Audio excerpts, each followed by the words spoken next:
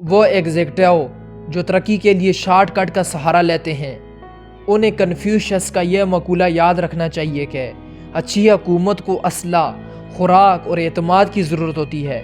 اگر حکمران 3 چیزوں پر قابو نہیں رکھ سکتا تو اسے سب سے پہلے اسلحے کو ترک کرنا چاہیے، اور اس کے بعد خوراک کو اعتماد کی آخری لمحہ تک حفاظت کرنی چاہیے، کیونکہ اعتماد کے بغیر ہماری بقا ممکن نہیں۔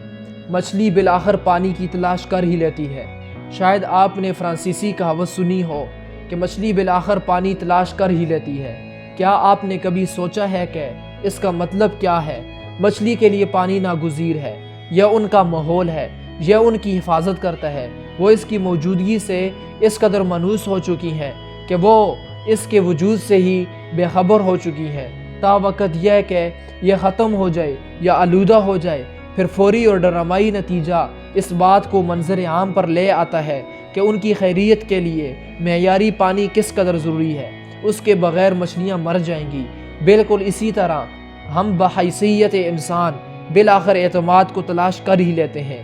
اعتماد ہمارے معاشرے کی بند کا ناگزیر حصہ ہے۔ ہم اس پر انحصار کرتے ہیں۔ ہم عموماً اسے خاطر میں نہیں لاتے، تا وقت یہ کہ یہ آلودہ ہو جائے یا تباہ ہو جائے۔ پھر ہمیں اس تلخ حقیقت کا ادراک ہوتا ہے کہ اعتماد ہماری بقا کے لیے ناگزیر ہے، بالکل ویسے ہی جیسے پانی مچھلیوں کی زندگی کے لیے ضروری ہے۔ اعتماد کے بغیر معاشرے کی ترقی رک جاتی ہے اور بالآخر اپنے ہی ہاتھوں تباہ ہو جاتی ہے۔ ایک فاؤنڈر کہتے ہیں، معیشت ایک لمحے میں مر جاتی ہے اور اس درجے تک سسکتی رہتی ہے جس درجے تک لوگ ایک دوسرے پر بھروسہ نہیں کرتے۔ اعتماد کی صلاحیت کر جانے والی فطرت کی بدولت، جیسا کہ میں نے آغاز میں بھی کہا تھا کہ اعتماد ایک ایسی چیز ہے جو ہر چیز کو بدلنے کی صلاحیت رکھتی ہے۔ ایک چھوٹی سی مثال پر غور کیجئے۔ جب ہم گاڑی چلا رہے ہوتے ہیں تو ہمیں اس بات کا اعتماد ہوتا ہے کہ سڑک پر موجود ہر گاڑی کا ڈرائیور ماہر ہے اور اصولوں کی پیروی کرے گا اور ہمیں نقصان پہنچانے کی کوشش نہیں کرے گا۔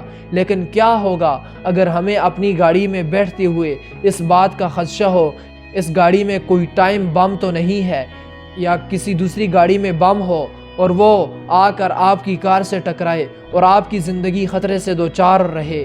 اعتماد کے بغیر دنیا کا تصور کرنا ہی محال ہے۔ جیسے تھامس فرائڈمین نے اپنی کتاب دنیا ہموار ہے میں کہا تھا کہ ہموار اور کھلے معاشرے کے لیے اعتماد جزو لازم ہے، اور دہشت گردوں کا بنیادی مقصد اس اعتماد کو تباہ کرنا ہے۔ یہ ہمیں روزمرہ کے معمولات کی ادائیگی سے دہشت زدہ کرنے کی سازش ہے، جبکہ ایک ہموار اور کھلی عالمی معیشت ان رویوں جیسے کہ واضح گفتگو کرنا، شفاف عمل کو یقینی بنانا، غلطیوں سے احتراز کرنا، خود احتسابی کی عادت اپنانا، عہدوں کی پاسداری کرنا اور اعتماد کو فروغ دینے پر انحصار کرتی ہے، جبکہ ایک بند معیشت مندرجہ بالا تمام رویوں کی ازداد پر منحصر ہوتی ہے، مثلاً دھوکہ دہی، مخفی ایجنڈے، غلطیوں کو نہ ماننا، نہ سدھارنا، عہد شکنی کرنا، دوسروں کو احترام نہ دینا اور اپنے چند ذاتی رشتوں کے سوا کسی پر اعتماد نہ کرنا۔ تھامس فرائڈمین دنیا ہموار ہے کے مصنف کہتے ہیں، کھلے پن کو لاحق خطرات یعنی دہشت گردوں نے بڑی چالاکی سے ایک ایسی چیز کا انتخاب کیا ہے جو کسی بھی کھلے معاشرے کو کھوکھلا، جدت پسند اور مائل با ترقی رکھنے کے لیے انتہائی ناگزیر ہے۔ ان نقصانات کے بارے سوچئے جو ایک بند معاشرے کو اٹھانے پڑتے ہیں، اور ان فائدوں پر غور کیجئے جو ایک کھلے معاشرے کو محض اعتماد کی وجہ سے حاصل ہوتے ہیں۔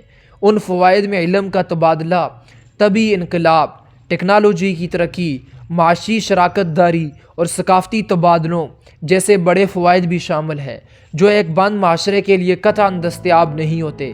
ایک بلند سطحی اعتماد کے معاشرے میں ہر شخص کی ضرورت سے زیادہ اعتماد اسے میسر ہوتا ہے۔ ہمارے پاس مواقع اور پسند ناپسند کا اختیار ہوتا ہے۔ ہمیں کم مزاحمت کا سامنا کرنا پڑتا ہے، جس سے نہ صرف ہماری رفتار تیز ہوتی ہے بلکہ اس کی قیمت بھی کم چکانا پڑتی ہے۔ یہی وجہ ہے کہ ہماری بلند سطحی اعتماد سے بھرپور معاشرہ بنانے کی خواہش بہت بامعنی ہے۔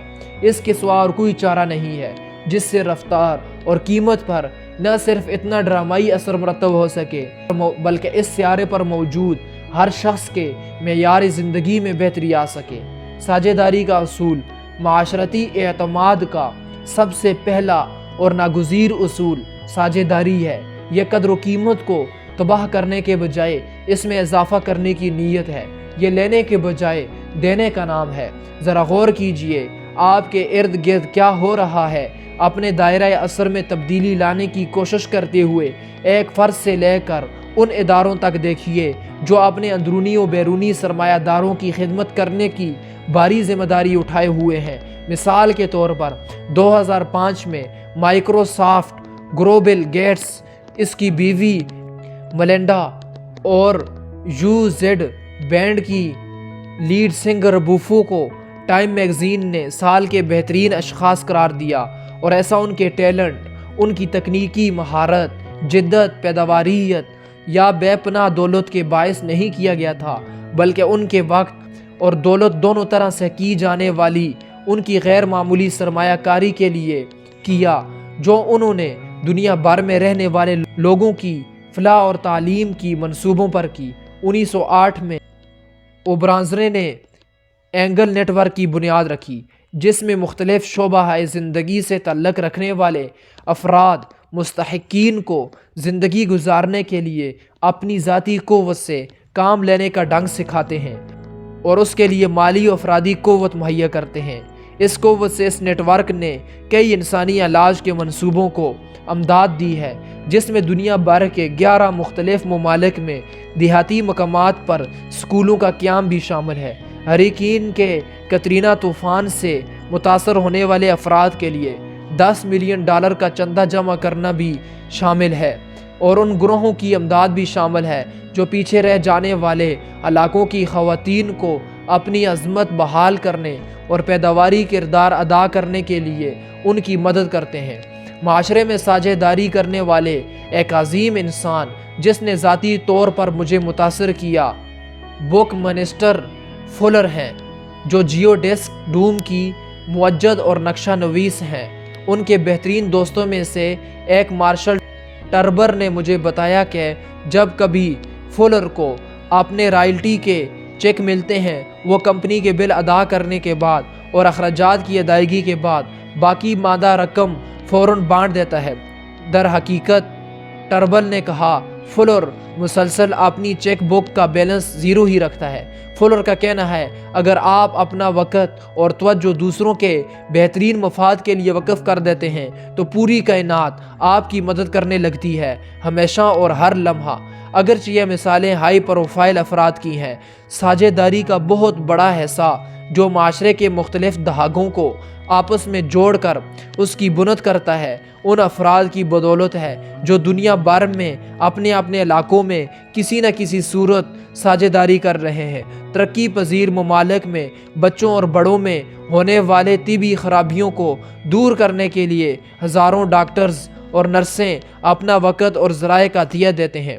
بہت سے لوگ کسی بھی تباہی کے شکار لوگوں جیسے کہ بحر ہند میں اٹھنے والے سونامی طوفان، ہریکین کے کترینا زلزلے اور دنیا بھر میں ہونے والی دوسری تباہیوں میں ان کی مدد کرنے کے لیے عطیات دیتے ہیں، اور لوکل کمیونٹیز میں لوگ اپنا وقت اور توانائی رضاکارانہ طور پر مزید اچھے کاموں کے لیے وقف کرتے ہیں، جیسا کہ خواندگی، صحت، تعلیم اور معاشرتی فلاح، جس میں بیگار لوگوں کے مسائل، ازدواجی مسائل اور بچوں کے مسائل شامل ہیں۔ کاروبار میں ساجھے داری کا اصول۔ آج زیادہ سے زیادہ کاروبار اور افراد ساجھے داری کی قدر و قیمت کو سمجھ رہے ہیں۔ بہت سے کاروبار دوسروں کے ساتھ باقاعدگی کی بنیاد پر ساجھے داری کے لیے تشکیل دیے جاتے ہیں، جیسے کہ نیو مینز اون اداکار نیو مین کا بنایا گیا ادارہ کی مصنوعات، جن کی وجہ سے $200 ملین کا خطیر منافع ہوا تھا، اور یہ سارا منافع خیراتی اداروں کو عطیہ کر دیا گیا۔ بزنس اینڈ ایتھکس میگزین ہر سال ان 100 بہترین اداروں کی سالانہ رپورٹ شائع کرتا ہے، جس میں ان اداروں کو خراج عقیدت پیش کیا جاتا ہے جو اپنے اندرونی و بیرونی سرمایہ داروں کی خدمت مہارت اور کاملیت کے ساتھ کرتے ہیں، جبکہ بہت سی بامانہ ساجھے داریاں صنعتی دور کی اصطلاح انسان دوستی کے تحت یعنی منافع کماؤ اور اسے خیرات کر دو کے اصول پر ہو رہی ہیں، جس کی وجہ سے عالمی شہریت کا تصور جڑ پکڑ رہا ہے، جسے معاشرتی شعور، باہمی منسلک شہریت اور جسے حال ہی میں کاروباری معاشرتی ذمہ داری بھی کہا جا رہا ہے۔ اس سوچ میں رسمی انسان دوستی شامل ہے، لیکن یہ معاشرے کی انتہائی بنت میں معاشرتی اور اخلاقی ایجنڈے بھی اپنے اندر سمیٹتی ہے۔ بہت سے لوگ اس ترقی کو عالمی شہریت کی طرف تبدیلی قرار دیتے ہیں۔ اس طرح کی ایک مثال مائکرو فنانسنگ میں اضافہ ہے، جسے بنگلہ دیش میں گرامین بینک کے بانی محمد یونس نے بہت خوبصورتی سے تشکیل دیا۔ اس بینک نے اپنے کام کی ابتدا غریب افراد کو معمولی قرضے یعنی عموماً $50 سے $200 تک فراہم کرنے سے کی، جن میں 96% خواتین تھیں، اور ان کی اس کوشش اور چند دوسرے لوگوں کی ایسی ہی کوششوں کو اتنا سراہا گیا کہ اقوام متحدہ نے سال 2005 کو مائکرو کریڈٹ کا عالمی سال قرار دیا۔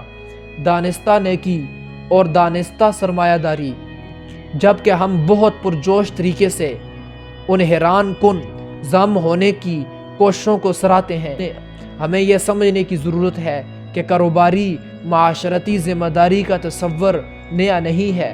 در حقیقت یہ آزاد کاروباری نظام کے مکمل تصور کے پیچھے مصروف عملی تصوراتی فریم ورک ہے۔ ایڈم سمتھ انٹرپرائز کے بانی اور دی ویلتھ آف نیشنز کے مصنف نے دانستہ نیکی کا تصور دیا کہ یہ خوشحال معیشت کی بنیادوں میں سے ہے، اور جب سب لوگ مل کر دانستہ نیکی کے تصور کو لے کر چلتے ہیں تو ایک غیر مرئی ہاتھ دانستہ نیکی کے فریم ورک میں رہتے ہوئے معاشرے کا رخ خوشحالی اور عمارت سب کے لیے کی طرف موڑ دیتا ہے۔ تاہم 20ویں صدی کے اختتامی عرصے میں یہ پیغام کس حد تک دھندلا گیا اور اس کی شکل کچھ ایسی ہو گئی کہ اگر تم مارکیٹ میں مقابلہ کرو گے تو ہی یہ اندیکھا ہاتھ تمہاری دولت اور خوشحالی کی طرف رہنمائی کرے گا۔ اس دھندلاہٹ نے 4 تہوں اور 13 رویوں کو سخت نقصان پہنچایا، جس کے نتیجے میں لالچ، مادیت پسندی، فراڈ، غلط بیانی، دوغلے پن اور آسمان کی بلندیوں کو چھوتے ہوئے پست اعتمادی ٹیکسس کا جنم ہوا۔ نتیجتاً جیسا کہ میں نے اس کتاب کے پہلے باب میں کہا تھا کہ عموماً آج ہر طرف پست اعتمادی ہے، لیکن یہاں ایک دل فریب تناقض دعویٰ ہے کہ اس پھیلتے ہوئے پست اعتماد کی دلدل میں ایک قابل نظارہ اعتماد کی نشاط ثانیہ کا شدید رد عمل جنم لے رہا ہے۔ بہت سے لوگ پست اعتماد سے پیدا شدہ نقصانات سے آگاہ ہو رہے ہیں اور اعتماد کو بحال کرنے اور استوار کرنے کے لیے سنجیدگی سے کوششیں کر رہے ہیں۔ یہ مچھلی بالآخر پانی تلاش کر لیتی ہے مقولے کا عملی اظہار ہے، کیونکہ اعتماد دن بدن مفقود ہوتا جا رہا ہے۔ اس لیے بالآخر ہمیں یہ احساس ہونے لگا ہے کہ اعتماد ہماری بقا کے لیے کس قدر ناگزیر ہے۔ کچھ لوگ مادیت کے بنیادی افکار کو پائیدار ساجھیداری کے افکار میں تبدیل کرنے کی کوشش کر رہے ہیں۔ عالمی شہریت ایک معاشری ضرورت ہے۔ فوربس میگزین کے جیم سوروویکائی کا کہنا ہے کہ سرمایہ داری کے ارتقاء کا رخ زیادہ سے زیادہ اعتماد اور شفاف اعمال اور کسر نفسی کی طرف ہے، اور یہ کوئی اتفاق نہیں کہ یہ ارتقاء زیادہ پیداوار اور معاشی نشوونما اپنے ساتھ لے کر آیا ہے۔ یہ ارتقاء یقیناً اس وجہ سے نہیں ہوا کہ سرمایہ دار فطرتاً کوئی بہت اچھے لوگ ہیں۔ ایسا اس لیے ہوا ہے کہ اعتماد کے فوائد یعنی اعتماد کرنے اور اعتماد کے قابل ہونے کے فوائد بہت بڑے ہیں، اور اس لیے بھی کہ ایک کامیاب مارکیٹ سسٹم لوگوں کو ان فوائد کی پہچان کرنا سکھاتا ہے۔ ڈیپل یونیورسٹی کی جانب سے کی گئی ایک تحقیق میں دکھایا گیا ہے کہ 100 بہترین کاروباری اداروں کی کاروباری اخلاقیات میں بھی معاشری کارکردگی بہت اچھی تھی۔ در حقیقت معاشی کارکردگی اب ان اداروں کا ایک معیار بن چکی ہے۔ یہ معاشرتی سطح پر لیڈرشپ کی اعتماد کو متاثر کرتے ہوئے اچھے نتائج کے حصول کی ایک بہترین تفسیر بنتی جا رہی ہے۔ انگلینڈ میں کام کرنے والے دا مارکر انویسٹمنٹ کنسلٹنگ گروپ نے تجویز کیا ہے کہ ادارے ابتدائی طور پر عالمی شہریت میں حصہ لے سکتے ہیں، क्योंकि वो माशरती तौर पर गैर ज़िम्मेदार होने का ठप्पा लगवाने से होने वाले नुकसानात और पैदा शुदा नताइज से बचना चाहते हैं। ओरन स्मिथ स्टारबक्स यानी 100 बेहतरीन कारोबारी इदारों में से एक के CEO और सदर का कहना है कि लोगों की एक बहुत थोड़ी तादाद उस कंपनी की मसनूआत खरीदती हैं जो माशरती तौर पर ज़िम्मेदारी का बोझ उठाए हुए हो। लेकिन अगर वो एक लम्हे को सोचें कि वो ज़िम्मेदारी का मुज़ाहरा नहीं करेंगे तो एक बहुत बड़ा मनफी रद्द-ए-अमल उनका इंतज़ार कर रहा होगा। अगरचे दर्द का खौफ, नुकसान का अंदेशा इब्तदाई तौर पर आपको आलमी शहरियत की तरफ धकेलता है, लेकिन मैं इस बात की तरफ खासा राग़िब हूँ कि वक्त गुजरने पर वो मुनाफा और कसरत जो साझेदारी की वजह से तख्लीक होती है, अफराद और इदारों दोनों के लिए एक बुनियादी मुहर्रक बन जाती है। मैं ज़ाती तौर पर इस बात का भी कायल हूँ कि आखिरकार एक अच्छे कारोबार की हैसियत से आलमी शहरियत का तकाज़ा बन जाएगी और वक्त गुजरने के साथ साथ ये आलमी मईशत में दाखिले की कीमत बन जाएगी। हत्ता कि आज भी ज़्यादा से ज़्यादा सारिफीन अपनी दौलत के ज़रिए उन कंपनियों को सपोर्ट कर रहे हैं जो कामलियत और नीयत के साथ साथ सलाहियतों और नताइज का मुज़ाहरा करती हैं। आलमी शहरियत एक इनफरादी इंतखाब है। अदारती आलमी शहरियत के कल्ब में इनफरादी आलमी शहरियत बसती है। यह मैं और आप हैं जो दूसरों की फलाह के लिए इनफरादी फ़ैसले करते हैं। यह मैं और आप हैं जो उन फैसलों को अपनी ज़िंदगियों की हर जहत में लेकर जाते हैं और उनका इतलाक़ करते हैं। जैसा कि गांधी ने कहा था कि एक आदमी ज़िंदगी के एक शोबे में अकेला कुछ नहीं कर सकता, जबकि वो ज़िंदगी के दूसरे शोबे में कोई गलती कर चुका हो। ज़िंदगी एक नाकाबिले तकसीम इकाई है, लिहाजा हम अपने मुलाजिमीन को, अपने पैसे देने वाले गाहक को गैर मामूली खिदमात मुहैया करते हुए नहीं देखना चाहते। अपने चंद रुपयों को खैरात के नाम पर चंदा करते हैं और एक हमसाये की ज़रूरत का ख्याल रखते, क्योंकि वो जवाबन हमें कुछ नहीं दे सकता। जब हम ऐसा करते हैं तो अपनी ज़िंदगियों को मुख्तलिफ़ शोबों में तकसीम कर देते हैं और इससे जो पैगाम आपके मुलाजिमीन या ख़ानदान के अफराद तक पहुँचता है कि साझेदारी तो महज दिखावे की एक चीज़ है, और अगर कभी ऐसा वक्त आया कि उन्हें किसी चीज़ की ज़रूरत पड़ी तो वो अपने हमसाये की तरह आपसे भी बेनियाज हो जाएंगे। इसके साथ साथ हमारा गैर मुस्तकिल रवैया के एक सूरत हाल में जो रवैया है, दूसरी सूरत हाल में इससे यकसर मुख्तलिफ रवैया अपनाना मुनाफ़क़त के ज़ुमरे में आता है, जिससे बहुत भारी नुकसान उठाना पड़ता है। इसके बजाय हमें अपनी ज़िंदगी की हर जहत में अंदर से बाहर की तरफ एक हकीकी आलमी शहरियत की तरक्की पर इर्तिकाज़ करना चाहिए। नोकिया के CEO कहते हैं, एक बड़े कारोबार की कामयाबी और दुनिया की फलाह व बहबूद कभी भी इतनी बाहम मुंसलिक नहीं थी। आलमी मामलात कभी भी कारोबारी दुनिया से ख़त्म नहीं किए जा सकते, क्योंकि कारोबार भी इस दुनिया में होते हैं और सिर्फ यही हो सकते हैं। कारोबार नाकाम माशरों में नहीं पनप सकते। अगर हमारे पास देखने के लिए इनके हों तो हमें एहसास होता है कि इस माशरती सतह पर माहिर नफ्सियात का रो जर्ज के अल्फाज में यह बात वाज़ेह होती है कि यह एक ऐसी चीज़ है जो बेहद ज़ाती और बेहद उमूमी है। हम देखते हैं कि यह पांचों लहर में काबिल एतमाद होने का बराह रास्त नतीजा है, जो पहली लहर से शुरू होता है और फिर हमारे रिश्तों में, हमारे इदारों में और मार्केट में मजमूई तौर पर एक माशरे को भरने के लिए बाहर की तरफ बहता है। हकीकतन आलमी शहरियत एक इनफरादी इंतखाब है और पूरी ज़िंदगी का इंतखाब है, और हम अपनी ज़िंदगियों में इसका इंतखाब खुद करते हैं। हम ही इन पर असर डालते हैं जिनके साथ हम काम करते हैं और रहते हैं, और उनकी ज़िंदगियों में भी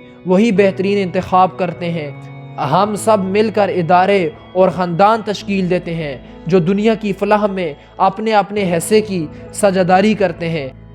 PP जोहन कहते हैं, अक़वाम के दरमियान ठोस और हकीकी अमन असला की बराबरी से कायम नहीं होता, बल्कि सिर्फ बाहमी एतमाद से होता है।